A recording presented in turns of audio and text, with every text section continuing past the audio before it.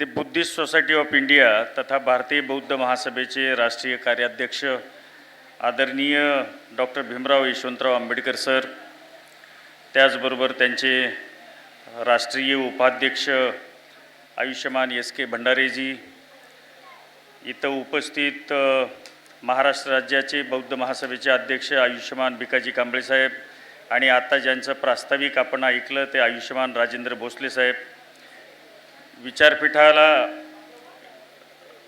विचारपीठावर उपस्थित सर्व प्रतिष्ठित, माझ्यासमोर बसलेले सगळे समता सैनिक दलाचे प्रशिक्षित जवान, माता, बंधू भगिनीहो, खरं तर ह्या माणगावच्या सभेचं टायटल आपण जर वाचलं, ऐतिहासिक दक्षिण महाराष्ट्र बहिष्कृत वर्ग परिषद माणगाव, आणि म्हणजे त्या काळामध्ये आपल्या समाजाची वैचारिक प्रगल्भता आपल्याला दिसते की त्या काळामध्ये ज्यांना शिक्षणाचा हक्क नाकारला जातो त्यांच्या संघटनांची आणि त्यांच्या परिषदांची नावं अशा स्वरूपाची आहेत. कारण परवा आम्ही जशी माणगावच्या परिषदेबद्दल मी गेल्या वर्षी विभाग प्रमुख या नात्याने याचा सहभाग शासनाच्या स्तरावर करून घेतला, तसा रावडळ या गावी गोपाळ बाबा जे आपले आद्य समाजसुधारक आहेत, आंबेडकरी पूर्व काळातले खरे क्रांतिकारक आहेत, खरे पत्रकार आहेत आणि जे देशातल्या शंकराचार्याला प्रश्न विचारण्याची हिम्मत करणारे आपले खरे लष्करी अधिकारी आहेत, अशा गोपाळ बाबांचा देखील सहभाग महाराष्ट्र शासनाच्या सामाजिक न्याय विभागामध्ये करण्यासाठी आम्ही तो प्रयत्न सुरू केला आणि त्याचं पहिलं अभिवादन बार्टीमार्फत आम्ही 19 मार्चला केलं. ही आदरणीय भीमराव साहेबांच्या समोर मी इथं सांगायला मला आनंद होतो. खरं तर ही म्हणजे गोपाळ बाबांचं जर मंडळाचं नाव त्या काळातलं आपण ऐकलं तर अनार्य दोष परिहारक मंडळ त्यांनी त्या काळात स्थापन केलं. म्हणजे मित्रांनो बघा,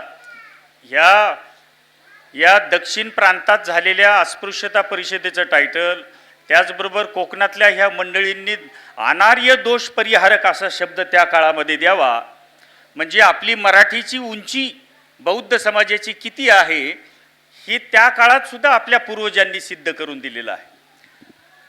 या अस्पृश्यता परिषदेचं महत्त्व आज जगाला अधोरेखित करताना मला सांगावंसं वाटेल.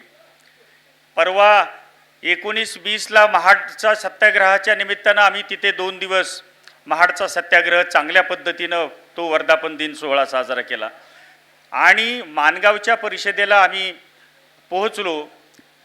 तर ह्या अस्पृश्यते परिषदेबद्दल आपल्याला मी थोडक्यात अगदी माहिती देईल, कारण बाबासाहेब हे नेतृत्व ज्या परिषदेमधून उदयास आलं म्हणून त्या परिषदेला जागतिक दर्जाचं ऐतिहासिक महत्त्व आहे. आणि राजर्षी छत्रपती शाहू महाराजांनी बाबासाहेबांमधली विद्वत्ता पाहून, बाबासाहेबांमधलं नेतृत्व गुण पाहून, जे प्रस्थापित नेतृत्वाकडं आपली जी धुरा होती त्यातलं एक प्रमुख नाव मराठा समाजातलं होतं विठ्ठल रामजी शिंदे यांचं. आणि मात्र विठ्ठल रामजी शिंदे यांचा प्रभाव काँग्रेसकडे जात असल्यामुळे डॉक्टर बाबासाहेब आंबेडकरांना नेतृत्व देण्याचा आणि स्वतंत्र चळवळ उभं करण्याचं जे चिंतन सुरू होतं शाहू महाराजांच्या डोक्यामध्ये, ते त्यांनी प्रत्यक्ष कृतीत उतरवलं ह्या अस्पृश्यता परिषदेमध्ये.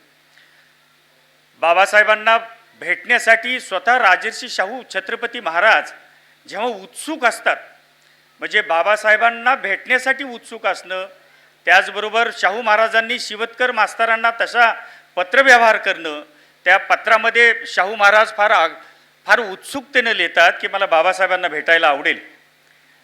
आणि शिवतकर मास्तरांनी ते कोऑर्डिनेशनचं काम केलं, दोघांमध्ये संवाद साधण्याचं काम केलं.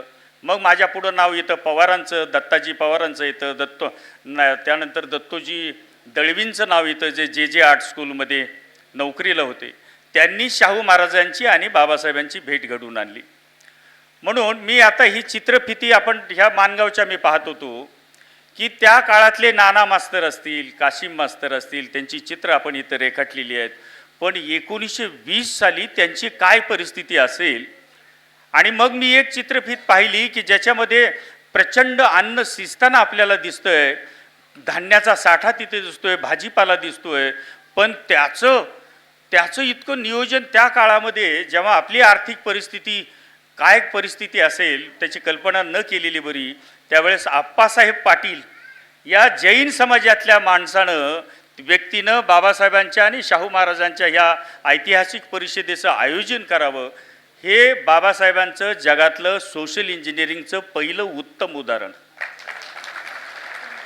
म्हणून मी बार्टीकडून आदरणीय भीमराव सरांना मी विनंती करेल, त्यांचं सहकार्य, त्यांचा आशीर्वाद मला हवा आहे. कारण मी एक स्वप्न 1 वर्षापासून पाहतोय की भीमराव ते बाबासाहेब, म्हणजे बाबासाहेबांच्या ट्रान्सफॉर्मेशनचा जो जर्नी आहे, जडणघडण जी आहे, त्याच्यामध्ये मला शाहू महाराजांच्या अगोदर मला रामजी बाबा दिसतात. रात्रभर 3 वाजेपर्यंत जागा राहणारा बाप आणि नंतर मुलाला उठून झोपणारा बाप, असा बाप जगाच्या पाठीवर जन्माला आलेला दिसत नाही. म्हणून मला रामजी बाबा आकर्षित करतात, मला माता रमाई आकर्षित करते. त्यांच्या त्याग, समर्पण तर प्रचंड मोठं आहे. परंतु ह्या वेबसिरीजचा पहिला भाग जर असेल तर त्यांचं कुटुंब आणि कुटुंबांनी केलेला त्याग, समर्पण. आणि मग रामजी बाबा रमाई मातेनंतर मला नाव घ्यावं लागतं ते सयाजीराव गायकवाड महाराजांचं, त्यानंतर राजर्षी शाहू महाराजांचं. आणि ही जी शृंखला आहे ती भाऊराव पाटलांपासून गाडगे महाराजांसारख्या संतांपर्यंत पोहोचते. हा झाला देशातला भाग. पण मला डॉक्टर बाबासाहेब खुणावू लागतात ब्रिटनच्या पंतप्रधान रॅमसे मॅकडोनाल्ड बरोबर. म्हणजे बाबासाहेबांचा सहवास आणि सहकार्य जे मिळालंय ते परदेशातल्या अनेक विचारवंत पंतप्रधानापर्यंत. म्हणून लंडनच्या माणसाच्या पर्स्पेक्टिव्हनं बाबासाहेब काय आहेत. आज साऊथ आफ्रिकन राष्ट्रामध्ये राष्ट्रपित्याचे पुतळे हटवले जातात, त्याबद्दल मला खेद आहे. परंतु राष्ट्रपित्याचे पुतळे हटवून आज खरेखोरे बाबासाहेब त्यांना समजायला लागलेत, असं म्हटलं तर वावगं ठरू नये. आणि म्हणून जगाच्या इतिहासात ज्या कोलंबिया विद्यापीठात बाबासाहेबांनं जातीच्या अंताचं पहिलं स्वप्न पाहिलं आणि पहिला ग्रंथ लिहिला, पहिला प्रबंध लिहिला, तो म्हणजे ॲनहिलेशन ऑफ कास्ट. तर ह्या बाबासाहेबाच्या सगळ्या देशातले बाबासाहेब आणि जगातले बाबासाहेब हे जर आपण 18 ते 35च्या युवकांना टार्गेट करून जर दाखवू शकलो तर जगामध्ये युवकांमध्ये मोठी क्रांती होईल सर. आणि म्हणून मी सन्माननीय मुख्यमंत्री महोदयांना आमच्या नियामक मंडळाच्या सभेमध्ये 1 वर्षापासून आग्रह धरला. सचिव महोदयांना हा कन्सेप्ट आवडला, परंतु तो कुठे थांबतोय ह्याचा काही मला शोध लागत नाही. तसा मी जनावराचा डॉक्टर आहे, माझं निरीक्षण चांगलं आहे, निदान पण चांगलं आहे. मुक्यांचं निदान करतो, हे बोलणाऱ्यांचं निदान मला जरा करायला भीमराव साहेबांनाच पुढं पाठवावं लागेल. सचिव साहेबांनी हा कन्सेप्ट त्यांना आवडला. मी म्हटलं ह्याचा 1 रुपया देखील महाराष्ट्र शासनाचा खर्ची जाणार नाही, कारण OTT प्लॅटफॉर्मवर त्याचा रेव्हेन्यू गव्हर्नमेंटला मिळणार आहे.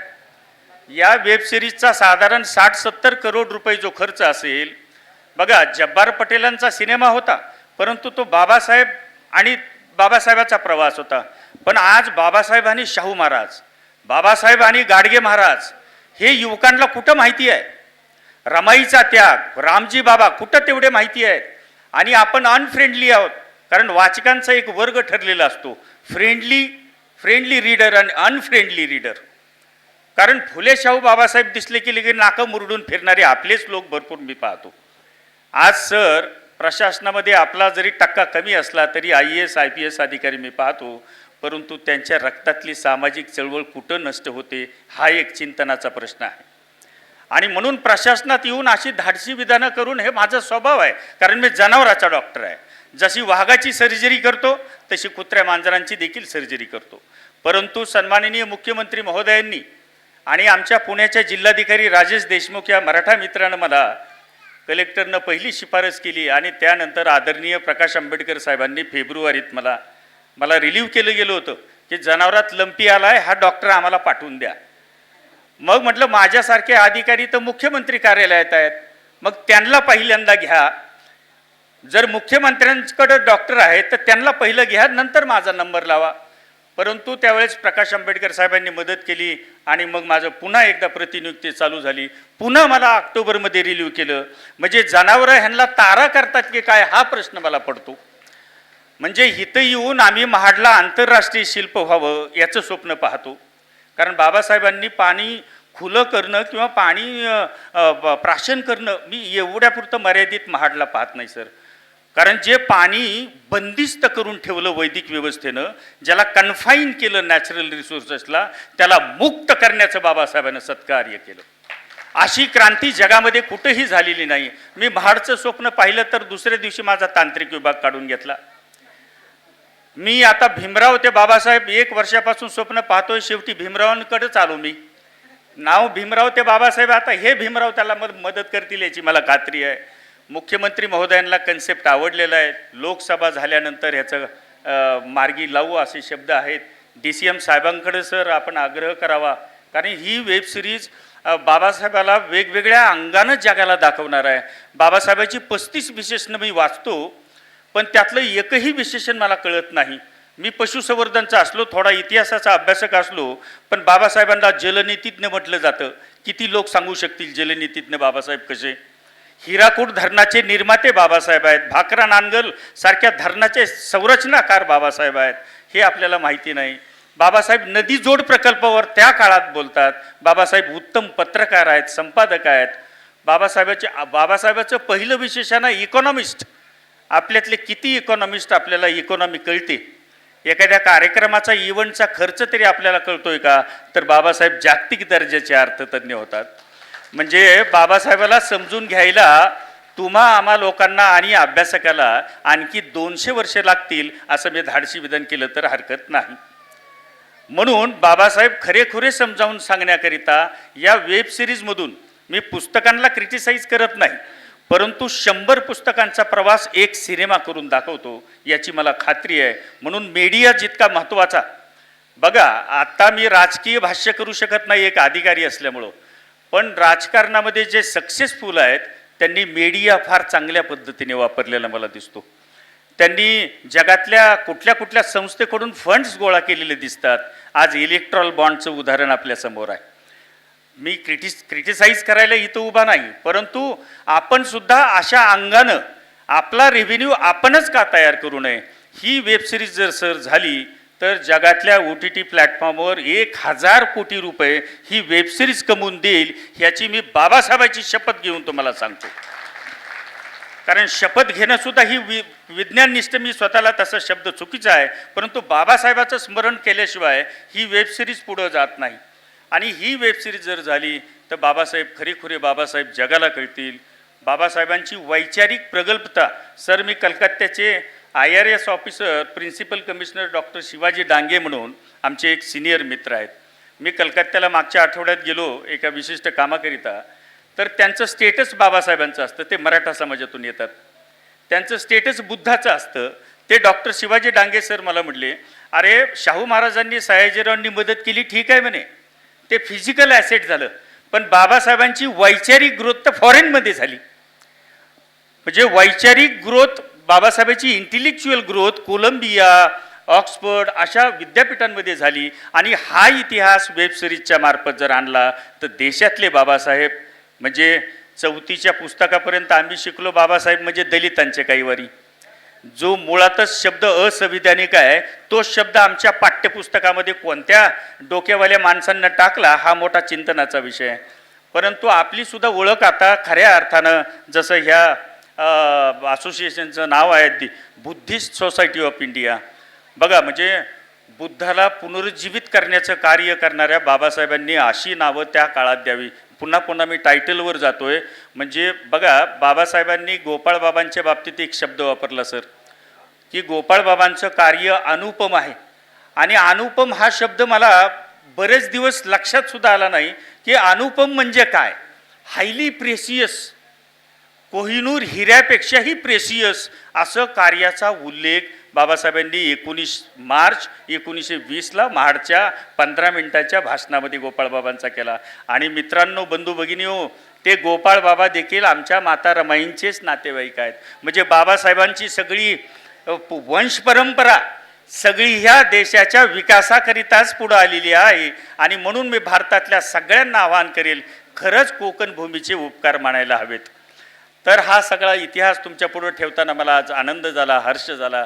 मी जसं भीमा कोरेगावचा युद्धाचा अभ्यास करून तो सिनेमा थोडा काळ बाजूला ठेवला आहे, कारण आपल्या लाचारीवर सिनेमे बनतात, परंतु आपल्या तलवारीवर सिनेमे होणं गरजेचं आहे. म्हणून ते कोरेगावचं स्वप्न थोडं बाजूला ठेवतो आणि भीमराव ते बाबासाहेब हे स्वप्न मात्र मला झोपू देत नाही, सतत चिंतनात ठेवतं. कारण जागतिक दर्जाचे लेखक आपण याच्यामध्ये जर घेतले, सूरज हेगडेसारखी माणसं घेतली, किंवा भारतातली चांगली लोक अतुल भोसेकरांसारखी बुद्धिझमवर बोलणारी लोक घेतली, लेखकांचा एक चमू तयार केला, एक ग्रुप तयार केला, तर हा कन्सेप्ट फार पुढं जाईल याची मला खात्री आहे. मी या संयोजकांचं, सर्व ह्या कोल्हापूर जिल्ह्याच्या तुमच्या बौद्ध महासभेच्या आयोजकांचं सगळ्यांचे आभार मानतो.